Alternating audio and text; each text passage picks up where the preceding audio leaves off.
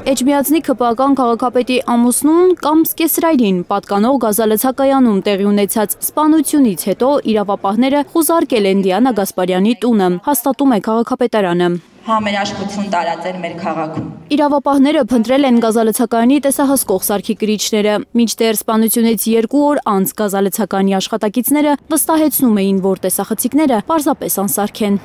Նախաքննությունը դեռ շարունակվում է։ 35-ամյա Արթուր Պարոնյանի սպանության համար կասկածվողին դեպքից 4 օր անց դեռ չեն հայտնաբերել։ Ջահել տղա էր, ուղղակի տենց չպետք է լիներ էլի։ Քննչական կոմիտեն լուռ է, կասկածյալի ինքնությունը չի բացահայտում, լուռ է նաև Էջմիածնի քաղաքապետը։ Մամուլի քարտուղարն է պատասխանում նրա փոխարեն։ Ինքը առնչություն ունի այսքանով, որ դեպքը իրանց տարածքում ա եղել, բայց վիճաբանությունը ինչից է առաջացել, չենք կարող ասել։ Սպանության համար կասկածվողի անունն ասում են էջմիածինցիները, 33-ամյա Կարեն Բադալյանի, ինչպես նաև սպանված Արթուր Պարոնյանի մասին ոչ մի վատ բան չեն լսել քաղաքում։ Երկուսն էլ լավ տղա են եղել, ամեն մարդ ինքն իր համար լավ տղա էլի, բայց դե չգիտեմ ինչն է պատճառն եղել։ Ոչ մի այդպես վատ բան չեմ կարող ասեմ, ոչ այնի թևից, ոչ այն թևից։ Համ տղոկյանքը խորտակվավ, համ էլ են տղոկյանքը խորտակվավ։ Ասում են Արթուր Պարոնյանը քաղաքում անարդարությունների մասին հաճախ էր խոսում, իսկ քաղաքում անարդարությունները քիչ չեն։ Մահացող տղեն շատ լավ տղա էր,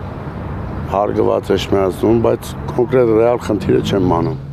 Մեկ երեխա ուներ, ամուսնալուծված էր Արթուրը, սեփական խանութներ բացել, աշխատում էր։ Մարդիկ ասեն ամուսնալուծված է, վատ տղա է, չէ։ Հարգանքով տղա է, չեմ լսել այսքան վաղ մեկ հետ վեճ ելնի։ Էջմիածինցիները հիշում են սպանվածի և քաղաքապետի ամուսնու Արամայիս Միրզոյանի վիճաբանությունը 1 տարի առաջ։ Չեն բացառում, որ անցած շաբաթօրվա ողբերգությունը եղել է հին հաշիվները մաքրելու համար։ Գիտեմ ներկայի ղեկավարության առանձնասախտ։ Ոնց որ երկիրը քանդեցին, այդ ծովով էլ ընտանիքներ են մտնում, մարդկանց կյանք են մտնում։ Հովանավորներն են, ուրիշ ոչինչ։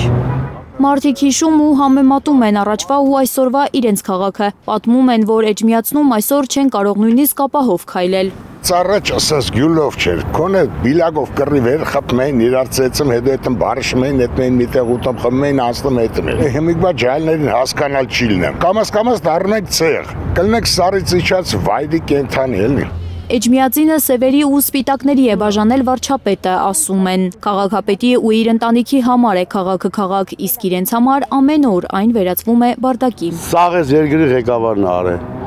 Ազգին բաժանելա սև ու սպիտակների, կիսելա։ Քանի մեր երկրի ղեկավարը փաշող լինա,